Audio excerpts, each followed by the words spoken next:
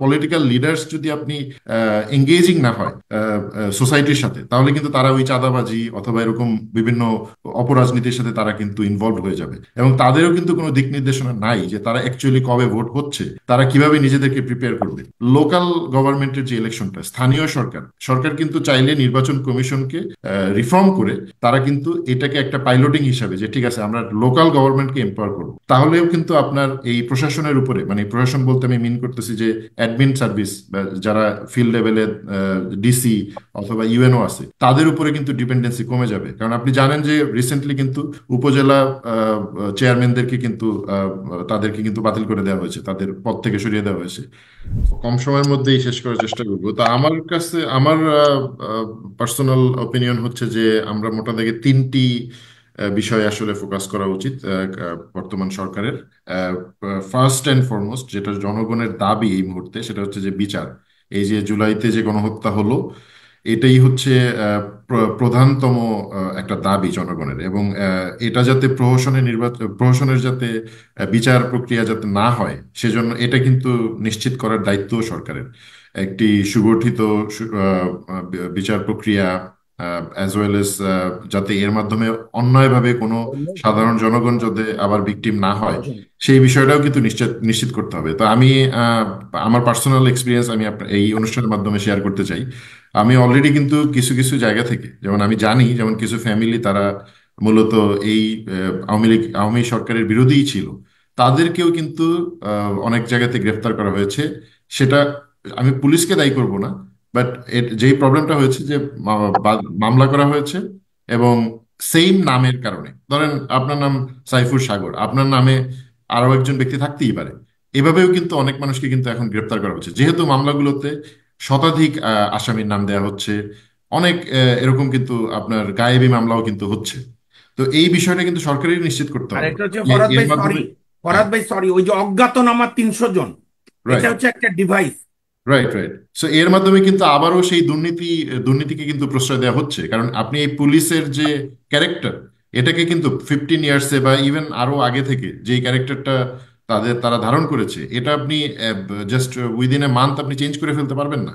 তারা যেখানেই দেখবে যে অ্যারেস্ট করা যায়, সেখানেই কিন্তু বাণিজ্য আছে। সো এটাকে আপনি until you reform it totally, আপনি কিন্তু এই এক্সপেকটেশন আপনার মধ্যে থাকা চলবে না যে পুলিশ এরকম মানবিকভাবে তারা ডিসিশনগুলো নিবে। সো বিচার প্রক্রিয়াটাকে আমি মনে করি যে এটা প্রধান এবং প্রধান মানে মূল দায়িত্ব হওয়া উচিত এই সরকারের, এবং এর মাধ্যমে জনগণের আস্থা তৈরি হবে যে না, যে গণহত্যা হয়েছে তার তার বিচার সরকার অলরেডি শুরু করেছে, এবং অপরাধীরা শাস্তি পাচ্ছে। সেকেন্ড যে বিষয়টা, প্রশাসনের যে সংস্কার, আমি বলবো যে প্রশাসনকে যেমন আওয়ামী লীগ সরকার ব্যবহার করেছে, তারা কিন্তু প্রশাসনকে অনেক ফ্রাস্ট্রেটেড একটা বডিও কিন্তু তৈরি করে দিয়ে গিয়েছে। কিভাবে? প্রশাসনে যেই পরিমাণ লোক দরকার ছিল তার চেয়ে তিন গুণ তারা রিক্রুট করেছে। তারা আপনারা খোঁজ নিয়ে জানতে পারবেন যে অপারেশনাল যে ইউনিটগুলো, এগুলোকে যদি আমরা কনসিডার করি, যেমন পুলিশের ক্ষেত্রে আমি যদি বলি, 64 জেলায় 64 জন এসপি, মেট্রোপলিটনের ডিসি প্লাস আদার্স হেডকোয়ার্টার্সের এআইজি, এরকম যদি ফাংশনাল যদি আপনি পোস্ট ধরেন, সর্বোচ্চ হয়তো বা আপনার 150 থেকে 200 এসপি কিন্তু এনাফ। সেখানে রাইট নাও এই যে সুপার নিউমারি প্রমোশনের মাধ্যমে প্রায় 700 থেকে 800 কিন্তু এসপি কিন্তু গত সরকারই কিন্তু করে দিয়ে গিয়েছে, আওয়ামী লীগ সরকার। এবং এটা তারা কেন করেছে? এটা বেশি একটা, সরাসরি, সরি, মানে 3 গুণ সরাসরি বেশি তিন গুণ প্রয়োজনের। তিন গুণ হ্যাঁ, এটা তারা কেন করেছে, এটা হচ্ছে এই যে বেসিক ইকোনমিক্সের যে কনসেপ্ট, সাপ্লাই এবং ডিমান্ড। আপনার যদি সাপ্লাই বেশি থাকে, তাহলে কিন্তু তারা ওদের মধ্যে থেকে একটা আনহেলদি কম্পিটিশন গ্রো করবে যে কে কার চাইতে বড় আওয়ামী লীগার হবা। এবং আমি আই ক্যান টেল ইউ যে কিছু লোক আপনি দেখবেন যে এই যে যেমন হারুন আপনি দেখতেছেন, অথবা বিপ্লব ছিল, এরা কিন্তু শেখ হাসিনার চাইতে বড় আওয়ামী লীগার ছিল। মানে হুম। শেখ হাসিনা যদি বলতো যে না আমি 5 বছর একটু রিল্যাক্স করতে চাই, আমি আর ক্ষমতায় থাকবো না, তারা তাকে কিন্তু দিত না। কারণ যে তাহলে তারা বিপদে পড়ে যেত। সো এইরকম এই ব্যাপারটা কিন্তু, এই মেকানিজমটা কিন্তু আওয়ামী লীগ গভর্নমেন্ট কিন্তু ক্রিয়েট করেছিল, যে সাপ্লাই অতিমাত্রায় সাপ্লাই। এবং এটা যে শুধু পুলিশে তা না, এটা কিন্তু আপনি দেখবেন যে অ্যাডমিনিস্ট্রেটিভ সার্ভিসেও কিন্তু সেম। আপনার যেই পরিমাণ ডিএস পদের সংখ্যা আছে বা দরকার, আপনার রিয়েলি দরকার, তার চেয়ে 3 গুণ 4 গুণ কিন্তু তারা প্রমোশন দিয়ে রেখেছিল। সো এখন কিন্তু প্রশাসন সংস্কার করা কিন্তু অনেক ইজি। এই বর্তমান গভর্নমেন্টের জন্য। কেন? আপনি এই অতিরিক্ত লোকগুলোকে আপনি বাড়ি বাড়ি পাঠিয়ে দিতে পারেন। তো আপনি এখান থেকে যদি আপনি তদন্ত করেন যে কারা কারা ইনভলভ ছিল, আপনি ইমিডিয়েটলি তাদেরকে সাসপেন্ড করেন, আপনার প্রশাসন কিন্তু কলাপস করবে না। অ্যাজ ওয়েল এস আপনি আরো একটা যে কাজটা করতে পারেন, যেমন সরকারি সিস্টেমেই কিন্তু আছে, যেমন ল্যাটারাল এন্ট্রি। এখন ধরেন তাজাজ মিসার, উনি হয়তো বা ওনার একটা এক্সপার্ট ওপিনিয়ন দিতে পারেন কোনো একটা জায়গাতে, ওনাকেও যদি কোনো একটা জায়গাতে ল্যাটারাল এন্ট্রি, আমি জানি না উনি নেবেন কিনা, আমি কথার কথা আমি একটা এক্সাম্পল হিসেবে বলতেছি, অথবা সাগর ভাই ইভেন আপনাকেও, সেই পসিবিলিটি আছে। কিন্তু সরকার চাইলে যদি মনে করে যে আপনাকে কোনো একটা সচিব পদে বা অতিরিক্ত সচিব পদে তারা মানে একটা চুক্তিভিত্তিক নিয়োগ দিবে, সেই সুযোগ কিন্তু আছে, যেটাকে বলা হয় ল্যাটারাল এন্ট্রি। সো এটাও কিন্তু, এই সুযোগটাও কিন্তু আছে। সো সংস্কার করার জন্য আপনি যেই যেই ন্যারেটিভটা দাঁড় করাচ্ছে যে আপনি, হ্যাঁ, টোটাল প্রশাসনকে আপনি বাড়ি পাঠিয়ে দিবেন, তাহলে সরকার চলবে কিভাবে, এই ন্যারেটিভটা আসলে একটা ভুল ন্যারেটিভ আমি বলতে চাই। সো আরো একটা বিষয় আছে যে 3 নাম্বার যে বিষয়টা আমি আলোকপাত করতে চাই, সেটা হচ্ছে নির্বাচনের বিষয়টা। যেহেতু এই গভর্নমেন্ট, তাদের একটা ম্যান্ডেট হচ্ছে যে তারা একটা সুষ্ঠু নির্বাচন দিয়ে একটা, কারণ পলিটিক্যাল লিডার্স যদি আপনি এঙ্গেজিং না হয় সোসাইটির সাথে, তাহলে কিন্তু তারা ওই চাঁদাবাজি অথবা এরকম বিভিন্ন অপরাজনীতির সাথে তারা কিন্তু ইনভলভ হয়ে যাবে। এবং তাদেরও কিন্তু কোনো দিক নির্দেশনা নাই যে তারা অ্যাকচুয়ালি কবে ভোট হচ্ছে, তারা কিভাবে নিজেদেরকে প্রিপেয়ার করবে। সো আমার মতে বর্তমান সরকার কিন্তু আহ, আহ, আহ, আহ, আমাদের সহবক্তা যে মাহবুব ভাই যেটা বললেন, আমি তার তার সাথে সহমত পোষণ করে বলতে চাই যে লোকাল গভর্নমেন্টের যে ইলেকশনটা, স্থানীয় সরকার, সরকার কিন্তু চাইলে নির্বাচন কমিশনকে রিফর্ম করে তারা কিন্তু এটাকে একটা পাইলটিং হিসাবে, যে ঠিক আছে আমরা লোকাল গভর্নমেন্টকে এম্পাওয়ার করব, তাহলেও কিন্তু আপনার এই প্রশাসনের উপরে, মানে প্রশাসন বলতে আমি মিন করতেছি যে অ্যাডমিন সার্ভিস, যারা ফিল্ড লেভেলে ডিসি অথবা ইউএনও আছে, তাদের উপরে কিন্তু ডিপেন্ডেন্সি কমে যাবে। কারণ আপনি জানেন যে রিসেন্টলি কিন্তু উপজেলা চেয়ারম্যানদেরকে কিন্তু তাদেরকে কিন্তু বাতিল করে দেওয়া হয়েছে, তাদের পদ থেকে সরিয়ে দেওয়া হয়েছে। সো আরো একটা ব্যাপার, যেমন ডিসিরা কখনোই, জেলা পরিষদের চেয়ারম্যান, এটা কিন্তু একটা নির্বাচনের মাধ্যমে কিন্তু হওয়ার কথা ছিল, কিন্তু তারা কখনোই এটা হতে দেয় না। এতে যেটা হয়, ডিসিদের ক্ষমতা খর্ব হয়ে যায়। সো আপনি যদি এই দুইটা লেভেলে, যেমন উপজেলা লেভেল এবং জেলা লেভেলে, আপনি যদি অতি সত্বর বা একটা রোডম্যাপের মাধ্যমে আপনি যদি একটা নির্বাচনের ব্যবস্থা করেন, আপনি যেমন একই সাথে বিএনপি বা সহ অন্যান্য যেই রাজনৈতিক সংগঠনগুলো আছে, তাদেরকে আপনি এঙ্গেজ করতে পারতেছেন, তারা লোকালি পিপলদের সাথে কানেক্টেড হবে, তাদের একটা ম্যান্ডেট থাকবে যে হ্যাঁ, সামনে ইলেকশন, আমাদের জনগণের প্রতি একটা ম্যান্ডেট আছে, আমি এখন চাঁদাবাজি করতে পারি না, এতে আমার রেপুটেশন খারাপ হবে। সো এটা একটা হলো। অ্যাজ ওয়েল এস আপনি কিন্তু এই যে আপনার সরকারি কর্মকর্তাদের উপরে ডিপেন্ডেন্সি কিন্তু আপনি কমিয়ে ফেলতেছেন। কারণ আপনার এখন কিন্তু টোটাল পাওয়ারটা কিন্তু চলে গেছে ইউএনের কাছে, আপনার ওখানে কিন্তু উপজেলা চেয়ারম্যান বলতে কিন্তু কেউ নাই। সো আপনার রাইট। আপনি কতদিন তাদেরকে দিয়ে চালাবেন? কারণ ওই পোস্টগুলো হচ্ছে এরকম, একটা কথা আছে এরকম যে আপনি ওই জলে থাকা মাছ কখন পানি খায়, এটাও যেমন আপনি ডিটারমাইন করতে পারবেন না, আবার আপনি জিওবার ডগায় মধু রেখে আপনি চেখে না চেখে থাকতে পারবেন না।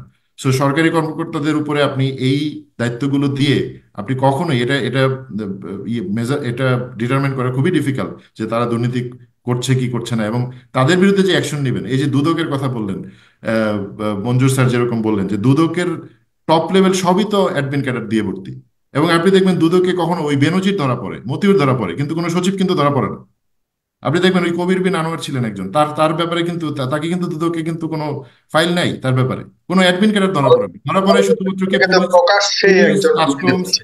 ট্যাক্স, এরা এরা ধরা, এরা হচ্ছে দুর্নীতিবাজ। তার মানে কি অ্যাডমিন ক্যাডার এরা হচ্ছে, মানে তারা মানে সাধু, তারা সব, ব্যাপারটা কি? দুধের সাথে তুলসী পাতা ছিল তারা, হ্যাঁ। রাইট। সো এইভাবে আমি মনে করি যে এই বিষয়গুলো আমি যদি, মনে করি এই যে কথাগুলি বলছেন আপনারা, জি, এই চারজনের যে পরামর্শ দিলেন, সমাধানের পথ দেখালেন, এই এপিসোডটা প্রত্যেকটা উপদেষ্টার, প্রত্যেকটা দায়িত্বশীল যারা এখন ডিসিশন মেক করেন, তাদেরকে দেখা উচিত। প্রিয় দর্শক, আপনারা দেখেছেন এতক্ষণ, বলবেন ফরহাদ কবির, আপনাদেরকে আমি অনুরোধ করি আপনারা সবাই যে যার মতো করে দায়িত্বশীলদের কাছে পাঠান। এভাবে দায়িত্ব যদি না ভূমিকা রাখা হয়, তাহলে অনেক কিছুর জন্য দেরি হয়ে যাবে। ফরহাদ কবির, শেষ কয়েকটা জি, শেষ করুন। আমি আরো একটা বিষয় বলবো যে আমরা এখনো ডিফাইন করতে পারিনি যে এটা কি আসলে বিপ্লব ছিল না গণ অভ্যুত্থান ছিল। এটা নিয়ে আমি দেখলাম যে যারা সরকারে আছেন তাদের মধ্যেই আসলে কনফিউশন। তারা কেউ কেউ বলেন যে বিপ্লব, কেউ কেউ বলেন গণ অভ্যুত্থান। তো আমরা আমরা বিপ্লব বা গণ অভ্যুত্থান যেই হিস্টোরিক্যালি যদি দেখে থাকি, আপনি কিউবা বা ইরান বা যে কোনো দেশে দেখবেন যে তারা কিন্তু পোস্ট বিপ্লব বা পোস্ট রেভলিউশন তারা কিন্তু যেই সরকারি ফোর্সগুলোকে তারা কিন্তু বলে যেমন রেভলিউশনারি গার্ড, পুলিশ বা আর্মিকে যেমন এরকম নাম দেয় তারা রেভলিউশনারি গার্ড অথবা রেভলিউশনারি পুলিশ ফোর্স। সো আমাদের কিন্তু ওইরকম সরকার কিন্তু এরকম ইনিশিয়েটিভ নিতে পারে, এবং এই ক্ষেত্রে আমি বলবো যে তাদের একই সাথে রিক্রুটমেন্টটাও স্টার্ট করা উচিত। কারণ এই যে যারা এই আন্দোলনের সাথে ছিল, এই যে সাহসী ছেলেপেলে যারা ছিল, এদের অনেকেই কিন্তু আমি মনে করি সরকারি চাকরি তাদের যোগ্যতা রয়েছে, এবং রিক্রুটমেন্টের মাধ্যমে আপনি যদি তাদেরকে একটু প্রায়োরিটাইজ করে যেভাবে আপনি মেধার ভিত্তিতেই নিবেন, কোনো এখানে কোনো কোটা নয়, কিন্তু এদের এই ফোর্সটা থেকে যদি আপনি একটা রিক্রুটমেন্টের থ্রুতে পুশ করতে পারেন সিভিল সার্ভিসে অ্যাজ ওয়েল এস আর্ম ফোর্সেসে, তাহলে এটাও কিন্তু একটা আপনি ওদের একটা প্রতিপক্ষ কিন্তু দাঁড় করাচ্ছেন, যারা জনগণের ম্যান্ডেট নিয়ে যারা জয়েন করবে।